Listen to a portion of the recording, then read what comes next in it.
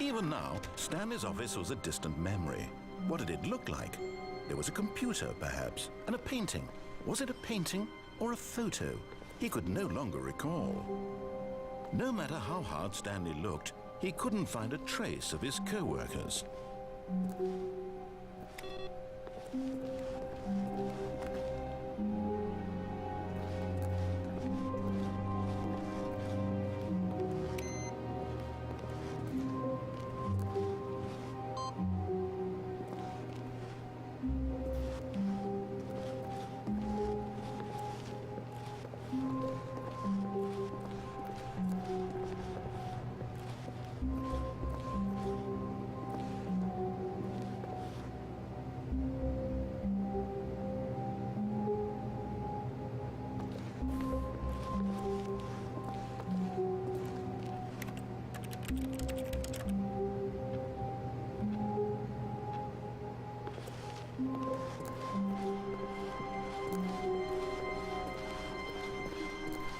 When Stanley came to a set of 2 open, this was not the correct way to the meeting room, and Stanley knew it perfectly well.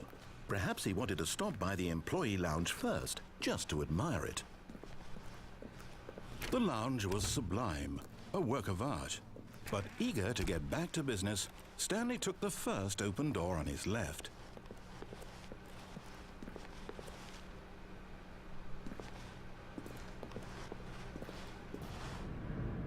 Stanley was so bad at following directions, it's incredible he wasn't fired years ago.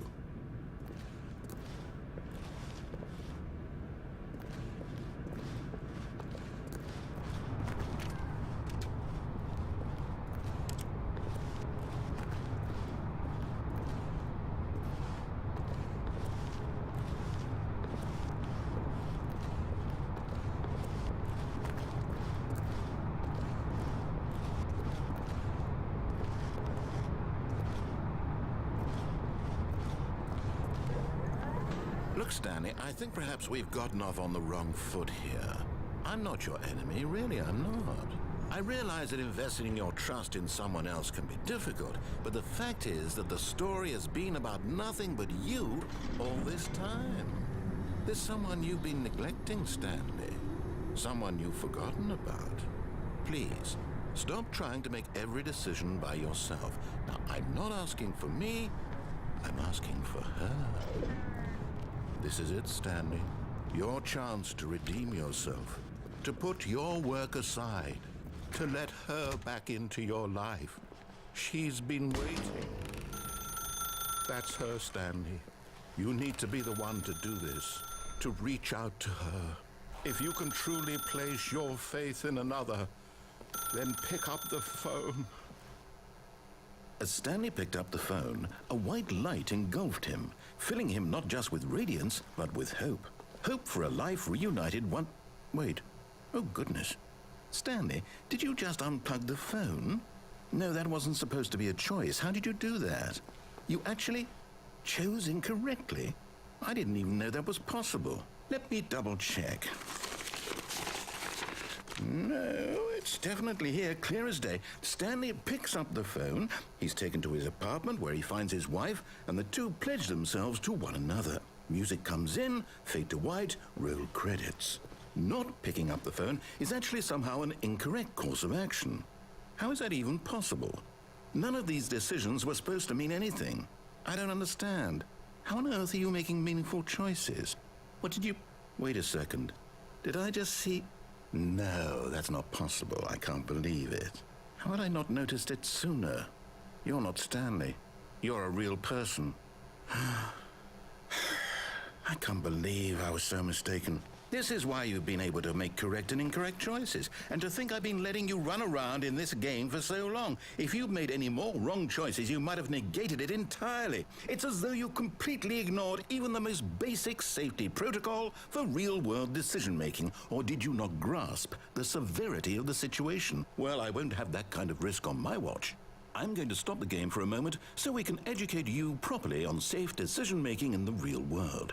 Please observe this helpful instructional video. Choice. It's the best part of being a real person. but if used incorrectly can also be the most dangerous. For example, in this scenario, a hypothetical real person named Stephen has a choice. He could spend years helping improve the quality of life for citizens of impoverished third world nations. Or he could systematically set fire to every orphan living in a 30-kilometer radius of his house. Which choice would you make? Remember that unlike here, the real world makes sense, and at no time should you make a choice that does not conform to rational logic. If you find yourself speaking with a person who does not make sense, in all likelihood, that person is not real. Allow the person to finish their thought, then provide an excuse why you cannot continue talking. Turn to a partner and practice saying, "My goodness, is it 4:30? I'm supposed to be having a back, sack, and crack."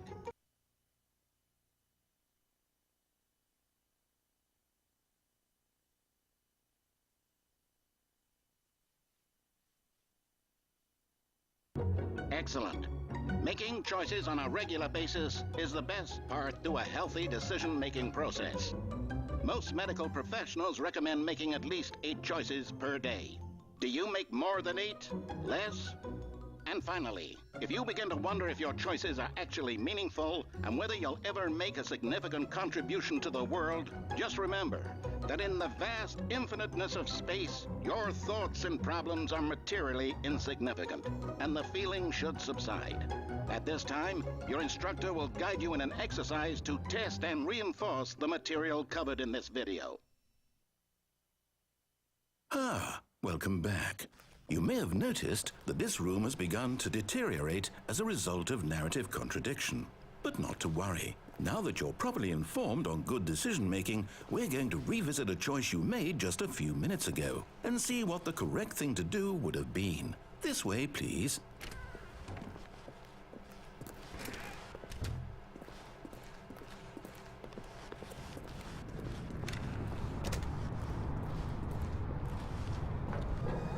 Now that we know your choices are meaningful, we can't have you jumping off the platform and dying. Imagine the main character dying senselessly halfway through the story. That story would make no sense at all. We just need to get you home as soon as possible before the narrative contradiction gets any worse. Unfortunately, it seems this place is not well equipped to deal with reality.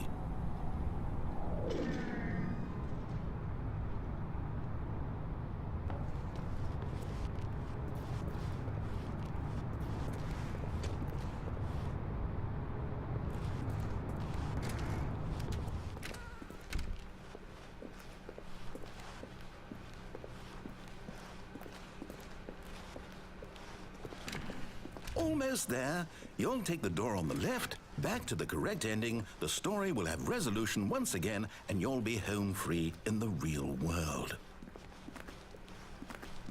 Now remember, all you need to do is behave exactly as Stanley would.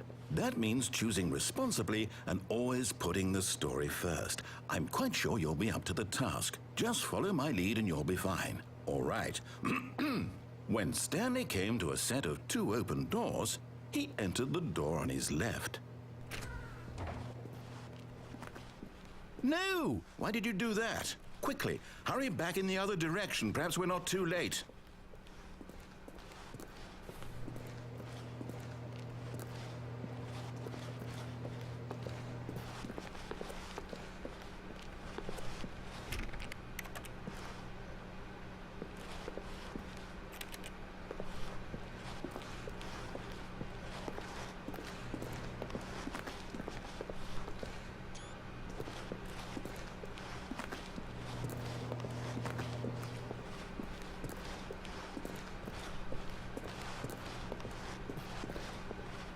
Oh, it's ruined.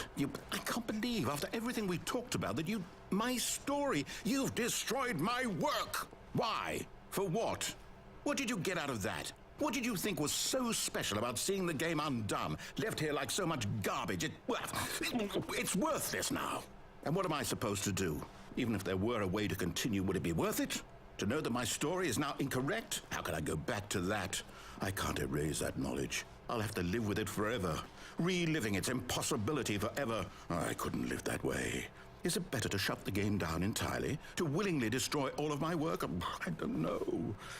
What's the answer? What do I do? What do I do? What do I... No, I have to. I have to shut the game down. I have to. I have to.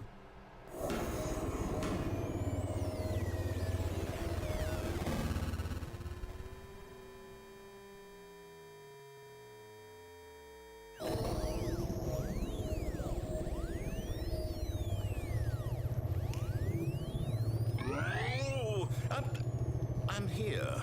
I'm still here. Here in this pile of rubbish. With you.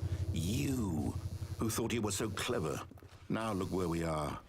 My entire game is destroyed. It was the only thing in the world that was mine, and you've run it into the ground. What, did you think that would be funny? You just had to see? Didn't I impress upon you how important it was to be like Stanley? He actually knows how to do what I tell him to. He understands that if I say to do something, there's a damn good reason for it. That thought hadn't even occurred to you, had it? That there's a world outside of you? You're a child. Oh, my story. If you'd just gone through the door on the left, you would have seen it. There was a whole underground facility. You would have destroyed it and been victorious. It would have been so perfect. I worked so hard on it. I tried so hard. Behave exactly as Stanley would. That means choosing responsibly and always putting the story first. I'm quite sure you'll be up to the task. Just follow my lead and you'll be fine. All right.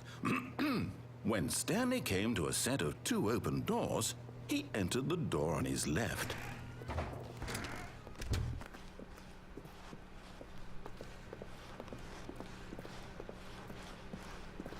Yet there was not a single person here either.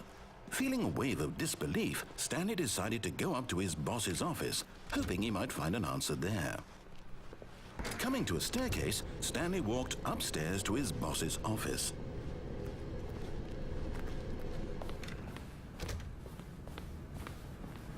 Stepping inside his manager's office, Stanley was once again stunned to discover not an indication of any human life.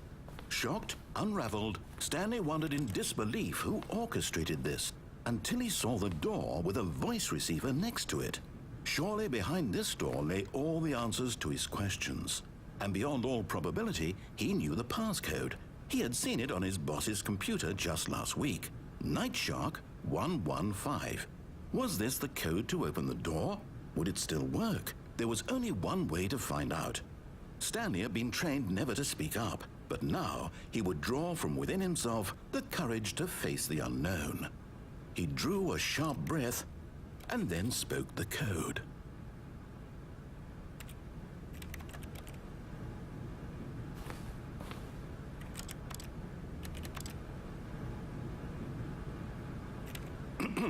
Stanley spoke the code. Night Shark 115. He spoke it into the receiver, right there on the wall.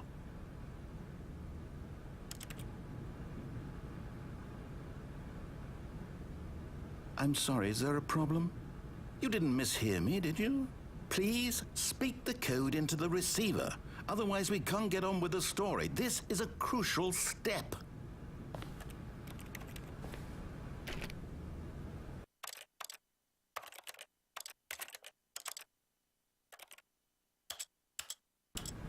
Okay, fine, you're not going to do it, but you know what? It's pretty humiliating to bring you this far, only for you to suddenly decide you have better things to do. I asked you for this one single thing, for your respect. The kind of respect Stanley shows for his choices. He knows what it means to take a story seriously.